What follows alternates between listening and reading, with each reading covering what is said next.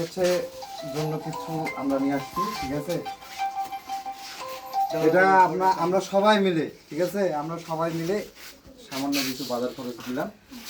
দোয়া রাখবেন। আপনার যে কোনো সমস্যা হলে ওই যে ভাইয়া আছে, মানে আমাদেরকে জানাবেন, আমরা যতটুকু পারবো আমরা চেষ্টা করব। না কান্না করবেন না, কান্না করবেন না, ভাঙে পড়িয়েন না। আল্লাহ যা করে এই যে এতগুলো এটা মাথায় রাখবেন। আপনার এতগুলো ছেলে আসছে, আমরা আছি না, টেনশনের কোনো কারণ নেই, আমরা সবাই আছি ইনশাআল্লাহ। আগামীতে কোনো সমস্যা হলে আমাদের জানাবেন। না আরেকটা কথা, আমরা আপনাকে বলেছিলাম যে আমাদের কাছে অবশিষ্ট যে টাকাটা ছিল, এটা আমরা হচ্ছে বিভিন্ন এতিমখানা আপনার ছেলেও ছিল, আমরা দিচ্ছি।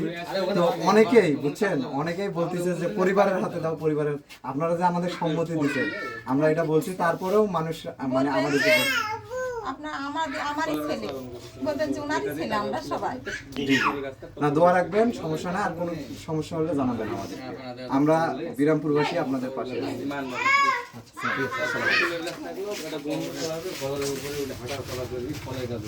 না ফলের জন্য দিলাম।